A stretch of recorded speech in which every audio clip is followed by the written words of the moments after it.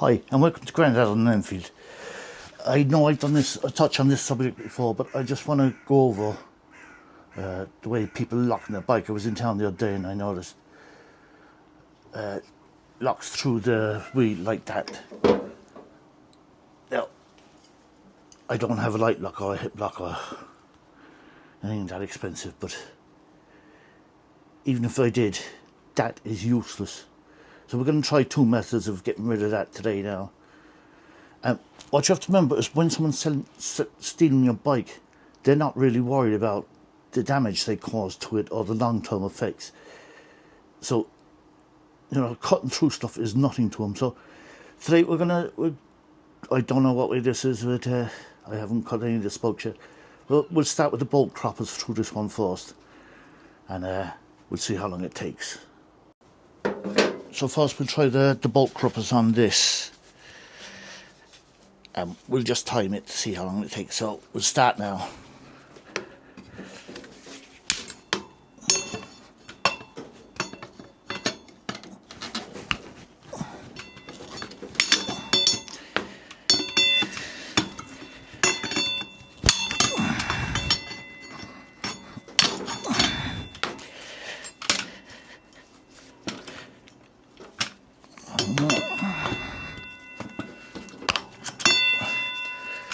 Let's stop.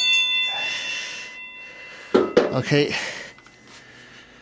there's the lock off. It took 28 seconds, and that's because I wasn't rushing it. But so you can imagine having a €350 lock is going to just be sitting alongside you there. So we'll try the next one then, and that's with an angle grinder through the disc. I'll just rotate the wheel and we'll start then. Okay, now we've cut the spokes. That's taken 28 seconds. So what if you have it on your disc like this then? So you have 28 seconds, and now the disc is there. So we'll start the clock now.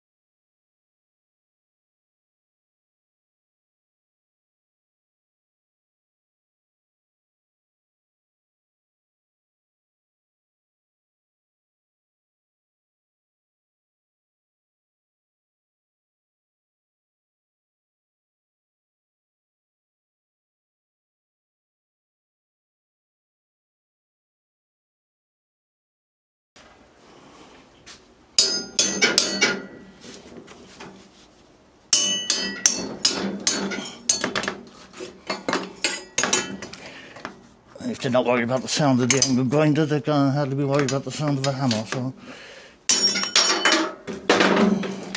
there you go. Lock two off, one angle grinder blade. Okay, that was one angle grinder blade and 2 minutes 35 seconds in total. So we're going to change now and see how long it takes to cut through a back sprocket with the spokes as well. I'll just get some blades lined up there because I think the sprocket might be a bit hard. But what you have to remember is, like I say, they don't care what damage is done to the bike. That's not, the bike will still roll. You know, so you have to figure out the best way to secure it. Preferably lock it to something, but over the tyre and through. Now, I don't know, we used to have locks that went straight through the forks and out the other side, and you can, as you can imagine, something like that is there's no way of getting it off unless you cut the lock. So unfortunately they seem to make the locks way too short for that now.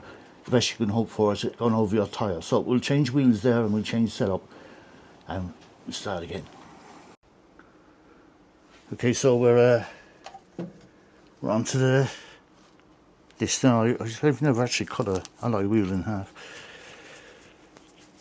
So we'll see how this goes and how far we can take it. I have a new disc on now just for clarity.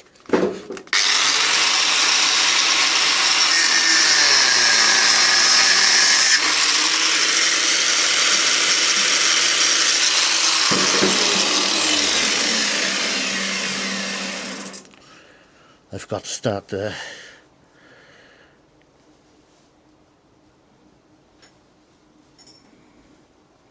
stopwatch. So we do a couple of seconds there on this. Right.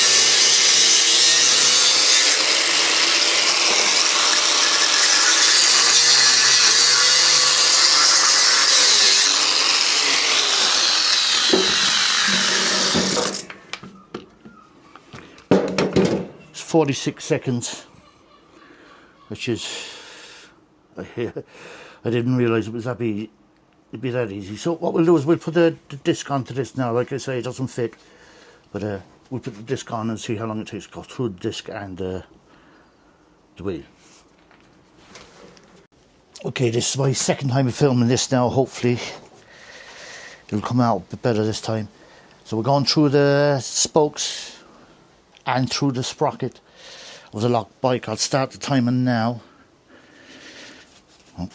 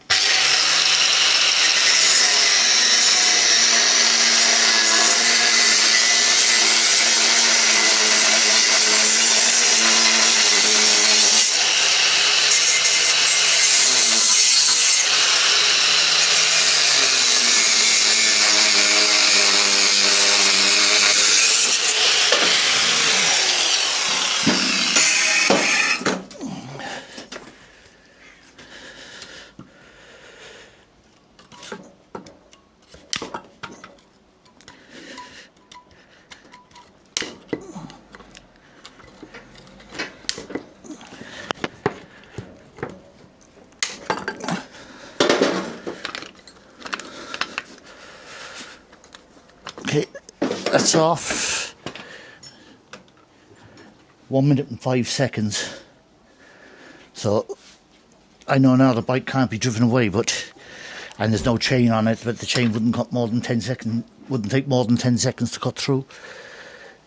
It can still be rolled away then. So we'll have to rethink this. Okay, so it's one for the last bit of the test. That wheel took 46 seconds to cut through. So we're going to see a disc and a wheel and how long that takes to cut through. Now, as I said, well, as a rule, I'm lucky enough to have another 2 sheds. I don't keep any cutting tools or anything in the shed where I keep my bikes, so it's just a safety precaution I have. But I understand everyone hasn't got room, but even if you just put the blades for any discs or anything into your house rather than leaving alongside the bikes, it's just another small bit more precaution. So now we're going through the disc and the wheel, and we're going to start now. I have a new blade in the angle grinder, so we'll see how long it takes to cut through the disc and the wheel.